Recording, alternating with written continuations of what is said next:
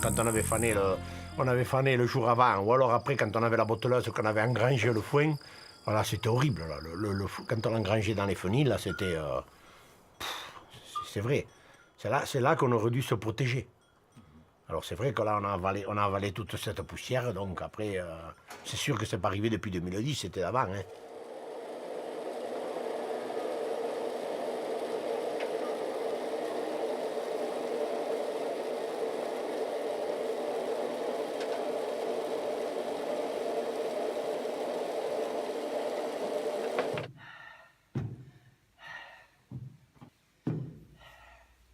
Ma mère, j'avais 12 ans, donc a travaillé dans des conditions poussiéreuses pendant plusieurs jours et s'est retrouvée avec une pneumonie, je dirais, aggravée, et après un cœur qui est devenu très fragile tout au long de sa vie. Mais le point de départ, c'était cette poussière d'avoine fermentée. Rentrer dans des conditions humides, je me rappelle très bien, on travaillait à la lieuse, hein, faut pas l'oublier, c'était pas la moissonneuse batteuse. Et les gens le soir, ils étaient éteints, morts. Alors, ils buvaient, ils crachaient, mais c'était une époque où la poussière a eu des conséquences sur la respiration.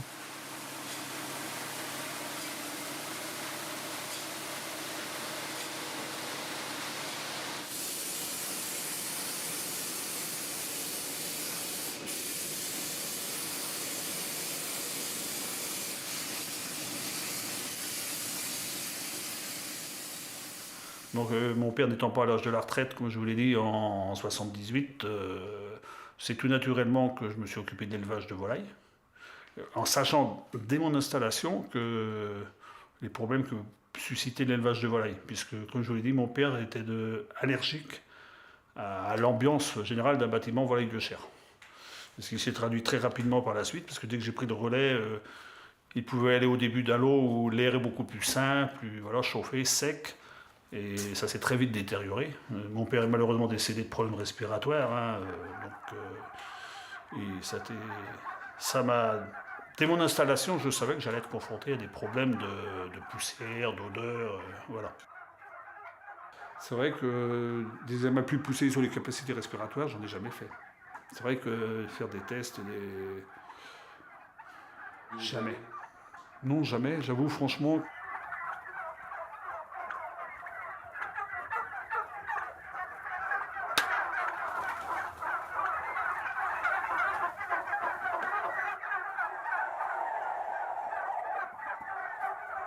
Gonflez au maximum. Et vous soufflez fort, fort, fort, fort, fort, fort,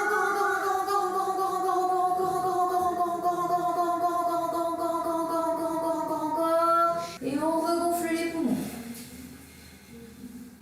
Ok. Alors ça a commencé en 2001. Été 2001, j'étais souvent gêné en fin de nuit. Des sifflements, et puis le matin très très encombré. Et ça durant l'été. C'est comme si j'avais été enrhumé en permanence. Fin 2002, c'était toujours le même problème, toujours encombré et tout ça, quoi. Donc j'ai changé de pneumologue. Donc lui il a pris le problème après le corps, il a commencé par me faire une biopsie pulmonaire. Et donc là ils ont diagnostiqué un problème de poumon du fermier. Donc ça a été reconnu au mois de juin 2003. Donc traitement corticoïde aussi, mais beaucoup plus léger. Et puis une visite sur exploitation par le professeur Urban lui-même pour savoir d'où pouvaient venir les problèmes. Et il a pris des échantillons de foin, de blé, de tout ce qui peut traîner dans l'exploitation qu'on remue régulièrement. Et donc là, il s'avérait que c'était donc un problème dû aux moisissures de foin. Une hypersensibilité à l'aspergillus. Entre-temps, nous on avait décidé de monter un élevage de poules pondeuses, qui n'existait pas à l'époque. Donc, et au démarrage de la poule pondeuse, on s'est rendu compte que j'étais aussi sensible aux déjections des volailles. Donc, c'était le poumon des éleveurs d'oiseaux qui m'y appelaient. Mon mari me disait, bah, t'as trop fait, quoi, va te reposer. Mais j'étais KO, j'avais des courbatures, des douleurs dans le dos, vives dans le dos, j'avais mal à la tête, j'avais un peu de température, je toussais pas, j'avais pas le nez qui coulait. J'étais KO, la grippe. Donc j'allais me reposer. Au bout de... Même des fois le lendemain matin, la pêche revenait, je retournais au boulot, ça pouvait aller quelques mois, et puis ça reprenait. Et puis à un moment, ça s'est reproduit beaucoup plus souvent. Et à partir de 2010, ça s'est accentué de plus en plus souvent, en particulier quand on faisait un départ de charcutier ou quand j'allais en post-sevrage.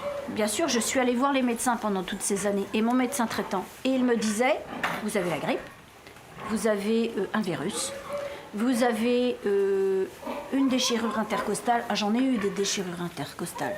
Mon médecin traitant n'était pas là, c'était un remplaçant. Il m'a dit, c'est psychologique.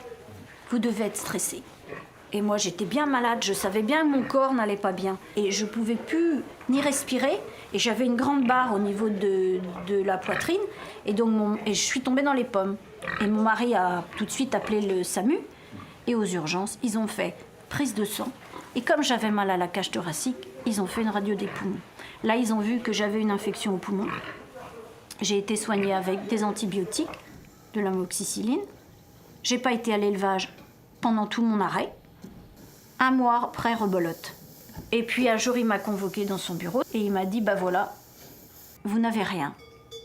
Ce n'est pas vos poumons ni vos bronches. On n'a rien trouvé. Vous avez le syndrome toxique des poussières organiques. Alors là, déjà, j'étais rassurée.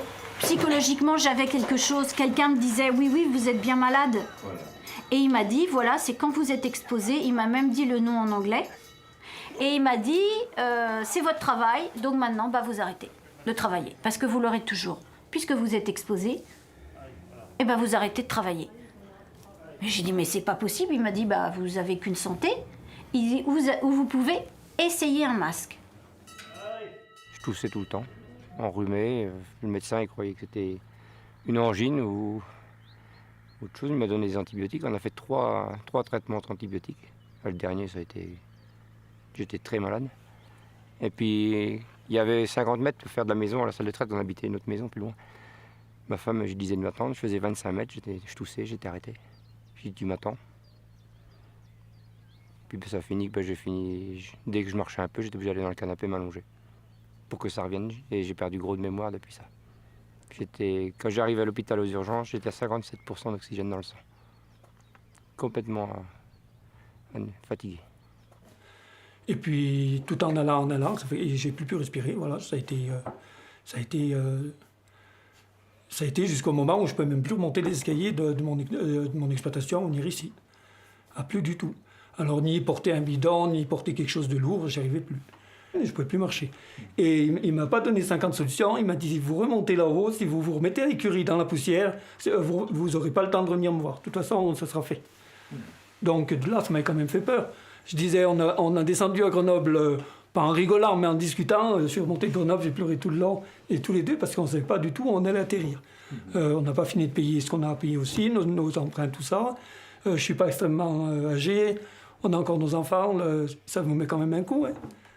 Voilà. Donc il y a 2 ans, à peu près au mois de février, à la suite de 3 épisodes de bronchite depuis décembre, avec des antibiotiques. Donc à nouveau, il était pas bien du tout. On est descendu chez le médecin traitant. Le médecin traitant qui, à ce moment-là, lui a dit qu'il ne fallait pas qu'il remonte, qu'il fallait qu'il aille à l'hôpital. Il fallait qu'il soit hospitalisé puisque le taux d'oxygène dans le sang était très très bas. Donc bien sûr, il n'a pas voulu. C'était un vendredi. Et il nous a eu un rendez-vous pour le lundi chez une pneumologue. Et là, ça a été très vite. Donc le lundi matin, on était chez la pneumologue. Le mardi, il y avait un scanner. Il y a eu, il y a eu pas mal d'examens qui ont été faits, des prises de sang et la mise sous oxygène. Voilà, lundi matin, on était chez elle. Le lundi après-midi, l'oxygène était déjà là. Mais bon, je n'avais pas eu dans l'idée déjà... Bronchite. Je disais que c'était une bronchite, et puis voilà, ça recommençait le même jour, puisque je revenais à l'écurie, je recommençais dans la poussière, donc automatiquement, alors après, c'était carrément antibiotiques encore plus, et jusqu'au moment où je n'ai plus pu faire. Je n'arrivais même plus bientôt à aller au docteur. Eh bien, ça a commencé en 2010. En 2010, j'étais revenu de la montagne et je suis descendu un peu plus bas que la ferme, là, 300 mètres. Et quand j'ai voulu remonter, impossible. Enfin, je m'envoyais, quoi. Et alors, je suis allé voir mon docteur traitant. Et après, il m'a envoyé à Récy pour le cœur. Et quand je suis arrivé là-bas à Récy, ils m'ont fait tous les examens. Non, mais c'est pas le cœur. Mais par contre, vous avez un sérieux problème, à mon avis. Il m'avait dit le cardiologue du poumon. Donc, je suis allé voir un pneumologue. Effectivement, quand je suis arrivé là-bas, je n'étais plus qu'à 26%. Alors, donc, j'ai pris des traitements et voilà, quoi. D'accord. Ah, mais là, mais pendant 6 mois, j'ai plus rien faire. Hein. Je pouvais rien faire. Hein. J'avais une fatigue, quoi.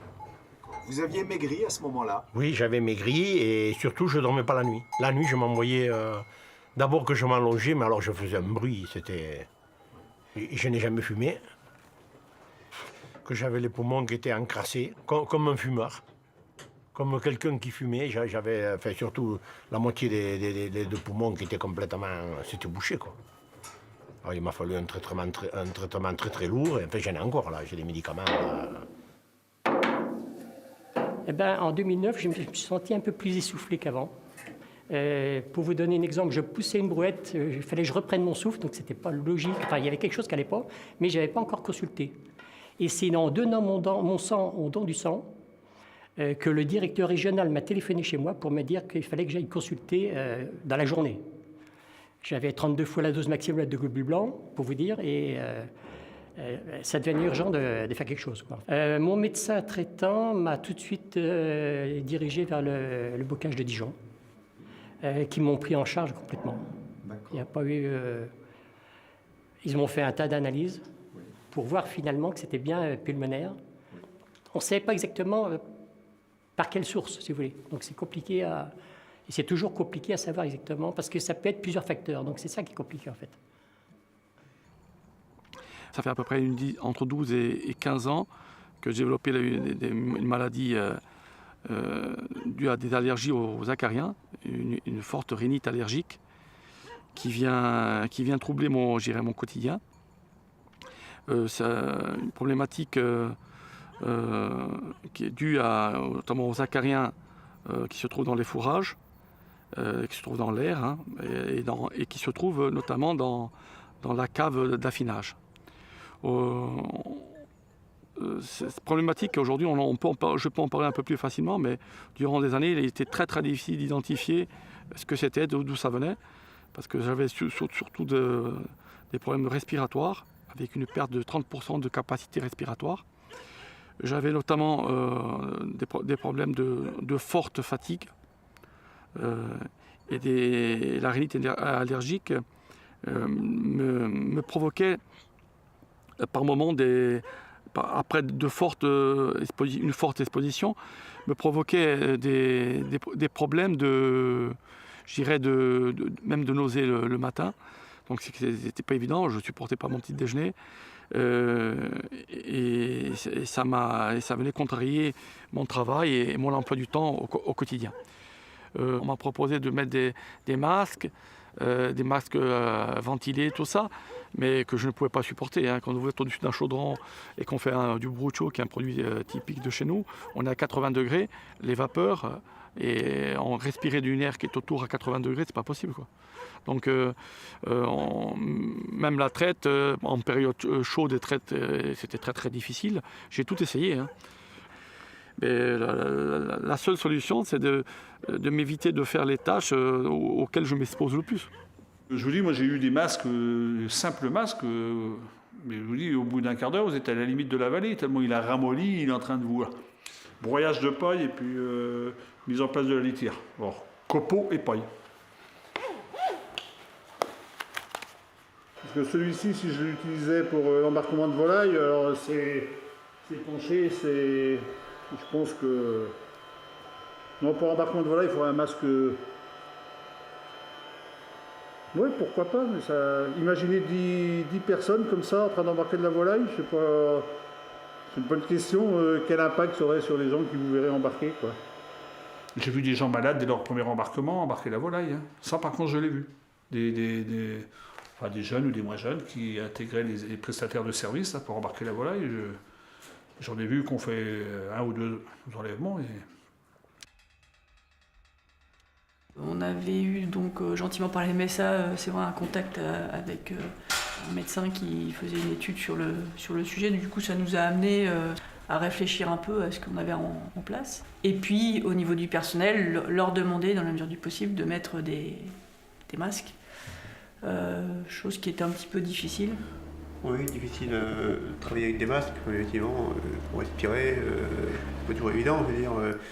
On est dans un mouvement assez régulier, donc on a chaud, bon, c'est pas très adéquat pour travailler avec les masques, mais bon, dans les possibles, on en met, mais sinon on essaye d'aérer au maximum les bâtiments, de toute façon, que la poussière parte au maximum.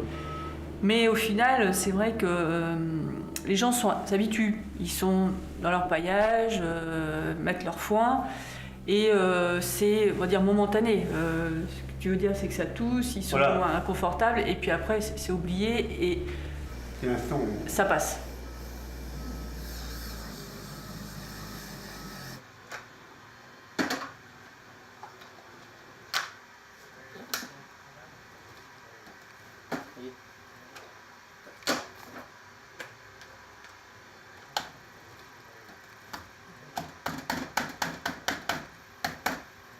Là, on respire, l'air arrive là, il descend là.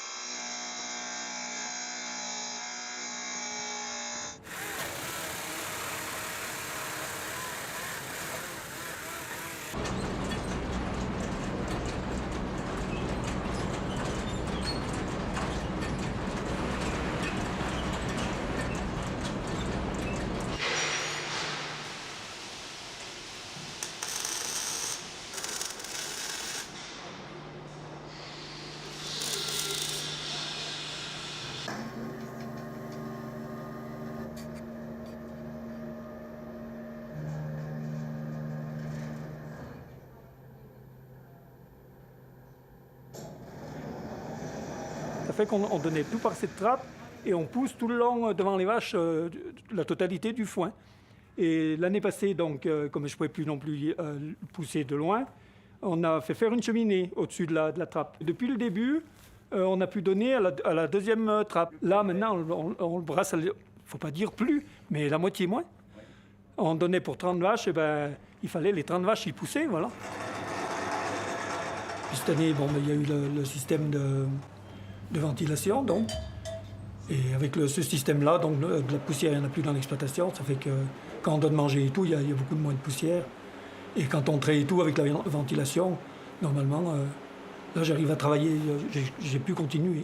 Et c'est tous ces volets, voilà, qui s'ouvrent suivant les sondes sont au milieu, vous voyez, il y a les deux sondes.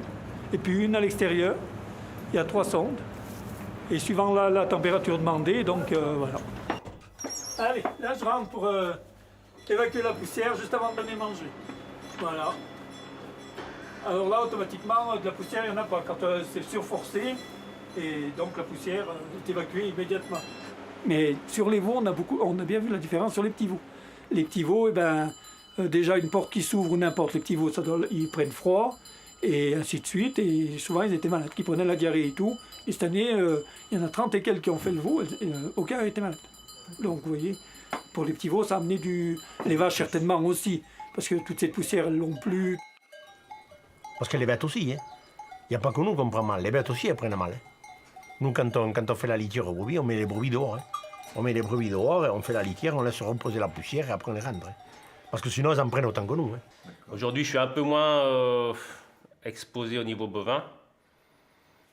Donc on a des apprentis aussi qui font le travail dans la mesure du possible, tout ce qui est plus poussiéreux. Et puis au niveau des poules, l'historique c'est un petit peu, on l'a eu un salarié pendant 3 ans, donc il s'occupait beaucoup des poules. Après il est parti s'installer, donc nous on l'a repris des apprentis. Par contre les apprentis quand ils sont pas là, il fallait y aller. Donc, et puis c'est à partir de ce moment-là que ça s'est dégradé un peu plus. Quoi. Pendant longtemps, on a donné manger aux vaches avant, ça semblait qu'elles Et maintenant, on leur donne à manger à la fin. Là, quand mon frère va donner manger, et moi, je pars. Voilà. Ça fait que je ne suis plus en contact du tout avec ce foin. Et le soir, ma femme redescend parce que je descendais leur écarté. Ils m'ont dit qu'il ne fallait plus aller dans la bergerie, dans les tables, que c'était les poussières, que c'était bon, voilà quoi. C'était la poussière de la paille, la poussière du foin, enfin. C'est ça qui me... Oui. Je n'y vais pas quoi. Je cherche voilà, la litière, c'est mon fils qui le fait. Donner le foin aux brebis, c'est lui qui le fait. Parce qu'il y a toujours de la poussière. Même que vous ayez un bâtiment moderne, il y a quand même, il faut pas croire, il y a quand même de la poussière, quoi. Il y a une poussière ambiante. Surtout là, on achète la paille en Espagne, alors il y a une poussière, là, c'est incroyable. Hein. Oui, oui. Non, on fait de l'ensilage de maïs, de l'enrubanage, on fait plus de foin. Pour la poussière. Depuis 2006, on a arrêté le foin, totalement. Puis la paille, tout est empaillé, on va arrêter. Normalement, on a encore un hiver à passer, puis on va passer en logette sur Calibotti sans paille. Parce que ça fait 3 années que je suis aidé par la GFI, qui me paye un ouvrier pendant 2 heures par jour, 5 jours la semaine.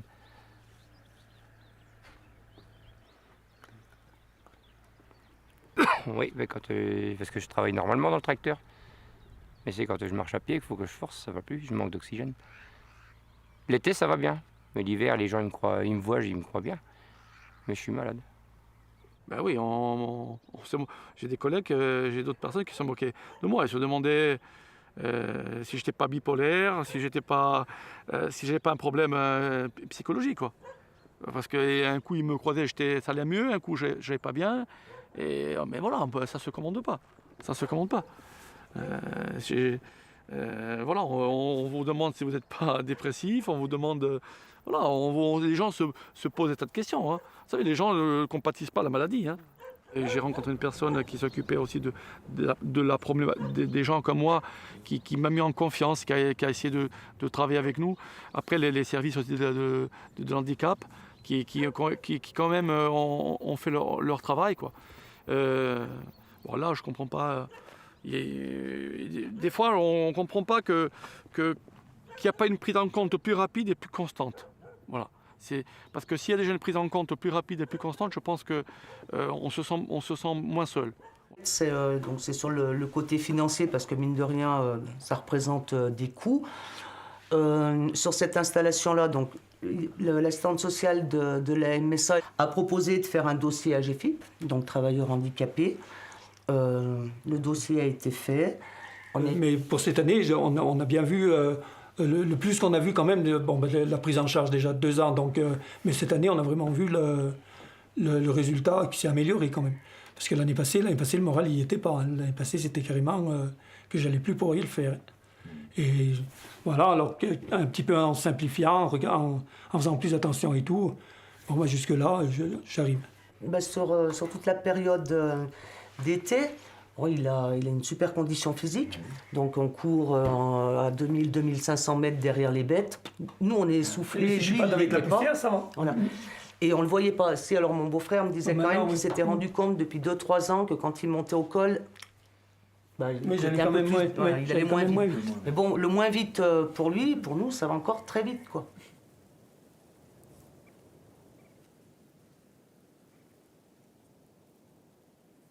Oui, la montagne. La montagne. Ah, la montagne, la chasse à l'isard. Ah, je marche beaucoup, moi.